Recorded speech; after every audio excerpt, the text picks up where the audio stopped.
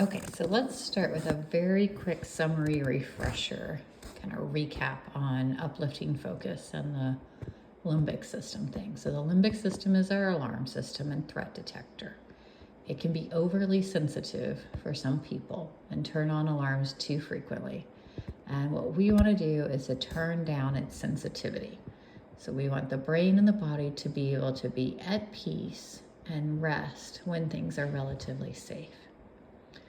It is so important to remember that being in a state of safety, peace, rest, relaxation, that parasympathetic nervous system going, that by doing that frequently, we actually make ourselves more prepared to deal with a crisis if it comes or bad things that happen. So if the limbic system is overly sensitized, it has negative impacts on our emotional and physical well-being. In order to turn down the sensitivity, we want to expose our brains to safety signals as much as possible when we're safe, when things are okay. If you're safe, for example, then you don't want to be watching the news about the one murder that happened to take place in your city that day. Maybe you live in a place with, I don't know, let's say 200,000 people, and a lot of people had safe, perfectly good days. And you want to be able to recognize that instead of focus on the one, worst thing that happened by watching the news. You want to be able to think about things that are happy, positive, uplifting, and calming in your own mind most of the time. You want to watch a TV show or listen to a podcast that's uplifting, not stressful. So most of the time, not 100% of the time, but most of the time, your brain is getting the signal that things are safe, uplifting, and calm. So uplifting focus is choosing to direct most of your thoughts and exposure to things calm and uplifting, mostly engaging in conversations about calm and uplifting topics, mostly watching or intaking media that's about happy, uplifting, calming things. Letting go of that addiction to stress chemistry. When you do have an unpleasant emotion, now kind of moving on, it's to validation and mindfulness of emotion. So when you do have an unpleasant emotion, it is super important to validate it and take a mindfulness approach to it instead of either fearing it, avoiding it, or dwelling in it. So to validate means to express that it's something that's real, it's okay that you're feeling it, and it's there for a good reason. An emotion is not the same as an action. So if you feel angry, for example, it's okay, it's real, and it's there for a good reason. But that doesn't mean that the best choice is to go punch somebody, right? But it's still okay that you feel the anger. This is different than trying to deny the feeling, or it's also different than trying to add to the feeling by being afraid of it, like maybe mentally telling yourself it's not okay to feel that. And if you do something like that, it tends to just intensify by adding other unpleasant emotions to it. So it's different than telling yourself you shouldn't feel something, maybe causing yourself to then be mad or ashamed of yourself for feeling it. So the idea here is to acknowledge it, that feeling, to determine if it can help you in some way. Maybe even appreciate what it's trying to communicate to you or the motivation that it's trying to provide. Feelings communicate with ourselves and with others. They provide motivation or fuel to do things. So we want to be grateful for that. So if you're, for example, scared about a test coming up, it can provide fuel to study for it. Dialectical behavior therapy has a skill called mindfulness of emotion.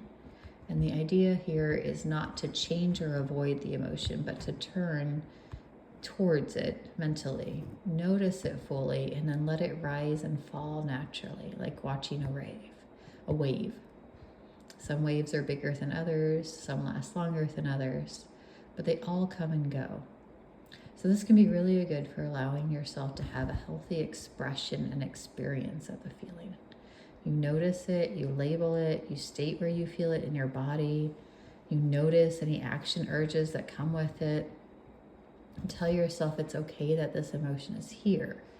And some emotions quickly rise and fall, There's actually pretty consistent research that just naming the emotion helps your body like go through that rise and fall of it more quickly. It helps it dissipate more quickly. So if you determine the feeling is motivating you to do something, and you determine that that would be something helpful to do, then use it. If you determine that the urge would not be helpful, then you may want to do something to alter the feeling at this point. But it isn't the same as just suppressing it. So first you're going to label it, you're going to notice it, maybe take a curiosity approach to it. You might journal about it, cry, pray, or just sit with it for a moment. Sometimes this takes, literally 30 seconds. Sometimes it might take 15 minutes to write a journal entry about it, for example. Okay, then after you've validated the emotion, you've kind of practiced some mindfulness of it. Maybe you named it. Naming it is a really good thing to do in this situation. So I would encourage you to do that whenever possible. And then you determine, should I use this for, anything? Is there anything I need to do here? So if so, then yes. And if not, then no. Now we can move on to finding a different feeling to generate. So let me give an example. Say you had an argument with someone you love last night, and you kind of think about it this morning and you notice that you feel sad. So you kind of mentally turn towards that feeling and you say to yourself, with acceptance and curiosity, like, yeah, I notice that I'm feeling sad, and it's okay to feel that way. Notice where you feel that in your body. Maybe you notice, like, I kind of feel that in my stomach. And then maybe you even tear up a little as that, and you let that come, and you let yourself have that sadness. You examine if there's any urges that go with it. Maybe you have the urge to make sure the relationship is good. So you send that person a quick text just saying, I really appreciate you. I love you lots. And I hope to see you later today. So you did what you could do, right? Now that you've kind of practiced that mindfulness of emotion, now is where you decide you've done what you can do. So you turn your attention to something positive and uplifting. You put on an upbeat song now. Like, okay, I cried what I needed to. Now I'm going to put on an upbeat song. Maybe you start to think of projects that you're looking forward to completing, like maybe projects around the house or something. So in that example, you would have used self-validation, you would have used mindfulness of emotion, and then after those, you use the uplifting focus. So to be clear, and give kind of the opposite example, a less healthy choice, say you wake up and you feel that sadness, would be to either dwell on the sadness for a long time, like make it your whole day, like just lay in bed and don't do anything all day, right? And just be sad, or tell everybody about how sad you are for the whole day. Or on the opposite would be to avoid the sadness. Like, oh, I start to feel it, and then like, no, I'm not going there. I'm not going to feel that.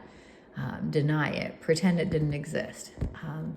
Another unhealthy response might be to instantly use something to suppress the sadness, like drinking alcohol or doing a video game and just, trying to avoid it completely, trying to suppress it.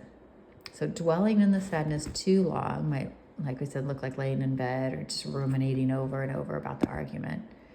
It could also, so another unhealthy way of handling it might be some negative self-talk, like beating yourself up about either feeling sad, like telling yourself you're stupid for feeling sad, or maybe ruminating about the argument and beating yourself about what you said during that. So we're looking for that balance. We're looking for like, okay, there's a validation here. There's allowing of a healthy expression. We can use the emotion to assist us when possible, and then we move on, so that most of our time is spent focused on uplifting and calming things. So that is kind of a combination, the uplifting focus with the mindfulness of emotion and self-validation.